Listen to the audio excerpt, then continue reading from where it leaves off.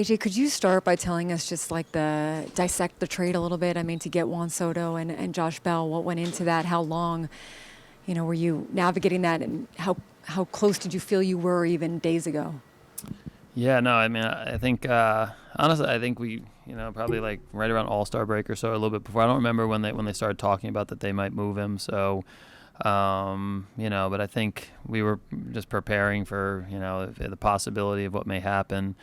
I think we got a sense, like, I think throughout the industry that, that in the system we had, some really talented players, and that we might be, that we were going to be a team that some of these teams are going to talk to if a player like Soto is made available. I think, we've been down this path before with some other guys in the last few months, few years, so you never really know if you're ever going to line up. And honestly, not even until late last night did we know that they were going in our direction. You could tell again, like we know our players in the minor leagues. We know how talented those guys are, and they're going to go on to do some really, really great things. But, Mike Rizzo is, really good working with. I think that whole Nationals group, their scouting group, they were all through our system the last few weeks. We were kind of hoping they were on the wrong guys maybe in our minds. They really weren't there. And there was a lot of different versions, a lot of different back and forths. We kind of got to the Bell inclusion there at the end, and ultimately we were able to make the deal late last night. When it's a guy like Juan Soto, is it a no-brainer? Are you like, we're going in, cashing in all our chips, or was that difficult for you? Because a lot of those guys, you'd scouted and coveted, especially in the minors. Yeah, I mean, I think it's I think a few things. I mean, I think it's probably the hardest part of the job. Like, it's probably the most exciting at times, making a big trade or an acquisition we feel like can help our team. It's definitely the hardest part because obviously, like, personal history, but all the work that our scouting group does to acquire players like that, and how hard, and can tell honestly, like, dozens of stories about potentially why we're able to line up on those players. And I think really the story to me, like over the last 48 hours, is it's really a credit to our our scouting development group, and that's really over the last like 7 or 8 years. The ability to constantly have players that other teams covet and want. Hopefully that's for here in Petco, a lot of times, but it's also potentially put you in position to make this type of deal and this type of move. And then, I think some really difficult conversations this morning, with a lot of the players leaving, but then also really excited about what the future holds for us and for our team. How much better did you make your team? Yeah, no, I mean, I think everybody's seen it. Like offensively, especially without Tatis for a lot of the first half, we've been challenged, and I think it's a credit to Bob and the staff and the players in that room that they've put us in this position to decide that, hey, we can, we have a team that can play deep into October.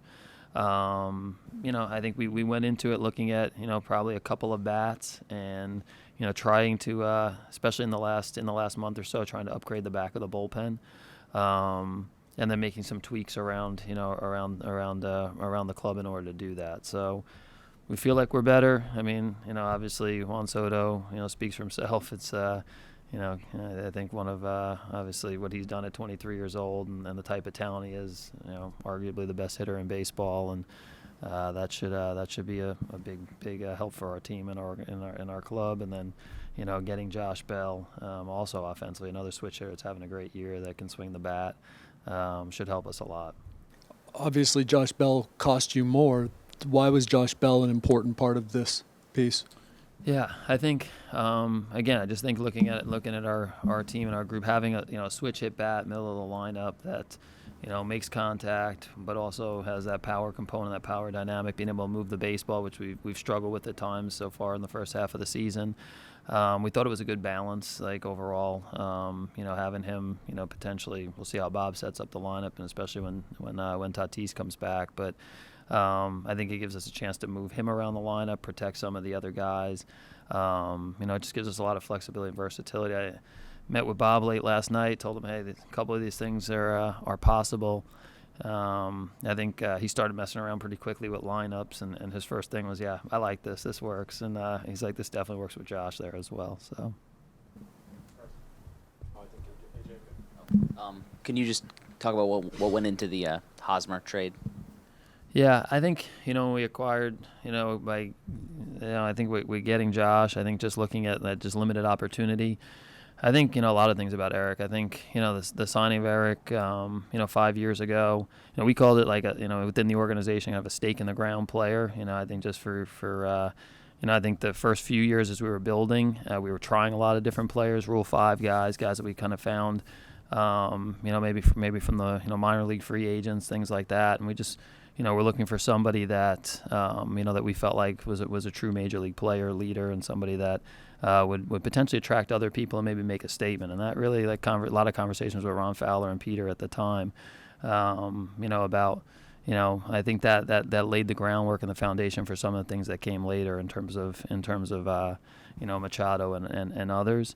So I mean that's a tough conversation with Eric. I just think ultimately, like everybody, myself, a lot of conversations with Bob, some conversations with the staff. We just felt like, if we were able to do some of these things, it was a better team going forward. The mix wasn't quite going to be there. The playing time wasn't going to quite be there. And I think we have a lot of players that are ready to step up, and and I don't think leadership comes from just one person, one voice, one message.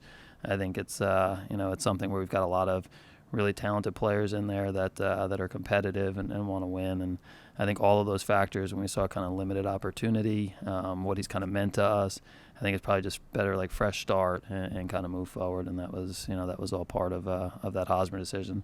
And for specifically the Red Sox, we got a guy, Jay Groom, first round pick that left-handed, very talented, and giving him a fresh start. So I think all of those things, we had a couple different options, and ultimately we went with that one. I know there were different iterations of the Juan Soto trade. Was it tough to have to lose Luke Voit, kind of maybe as a result of what Hosmer was or wasn't willing to do? Yeah, I think again, I think for Luke, he's I think struggling early in the season and seeing some of the adjustments he's made. I think he's going to continue to have a good second half, and he's starting to heat up.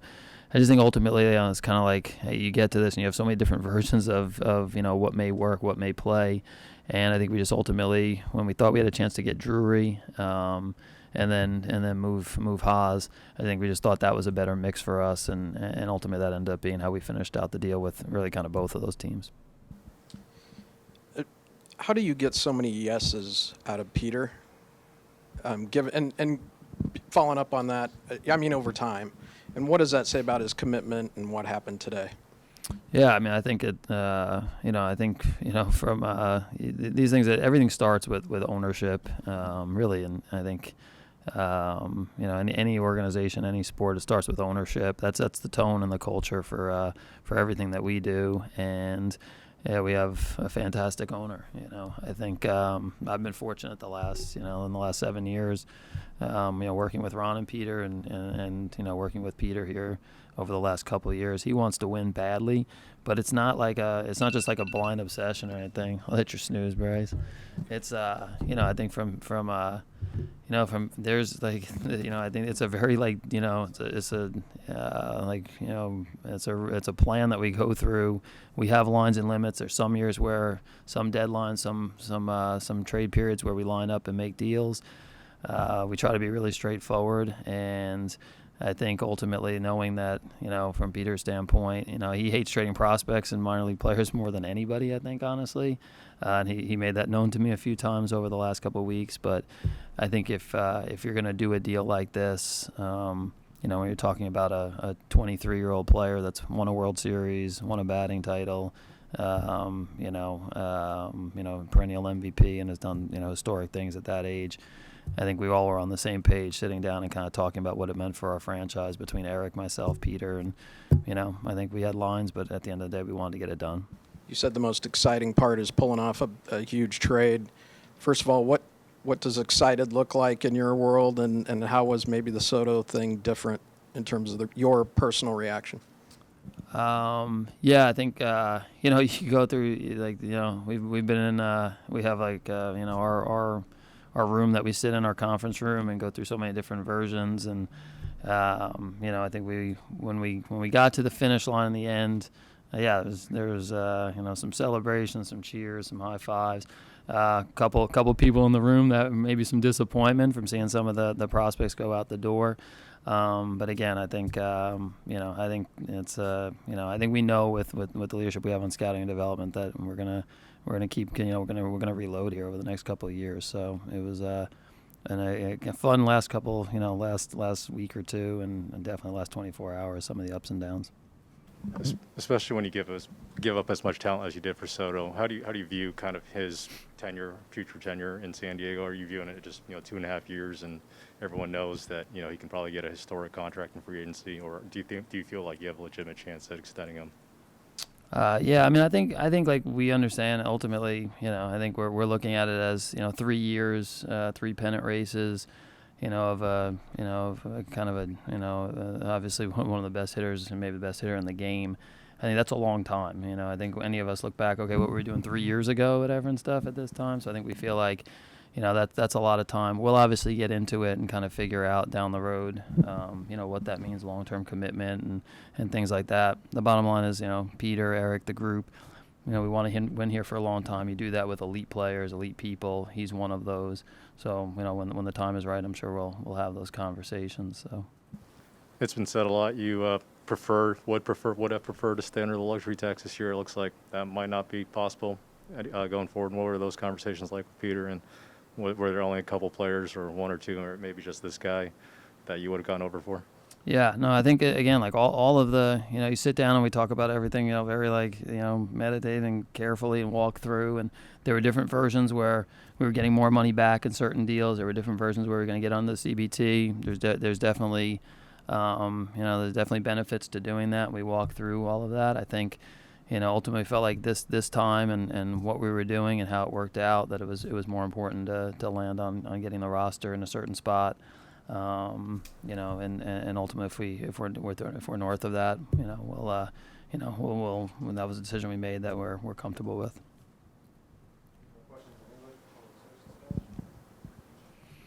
AJ, you're an evaluator of talent. How would you characterize the package that you gave up to get Juan Soto? How good is it? Yeah, I think it's. I think the Nats made a tremendous trade. Honestly, I know that's kind of maybe weird or different when I'm on the other side of it, but like. There's been other deals potentially you make where you're like, okay, our internal evaluation is maybe not quite as high, whether that works out or not. This was not one of those cases. Like, we gave up, players that we think are going to be very impactful down the road. And I think, again, I've said it a bunch of times. It's going to be interesting to see where the Nats farm system ranks here soon, because they've been talking about us being the 17th ranked farm system, and over the last couple of weeks, we had access to the best and the top players in the game. And it's just because those guys are very, very real, and it's not my evaluation; it's the industry's evaluation, which honestly is usually more important. And yeah, I think those guys are going to go on to do some really good things.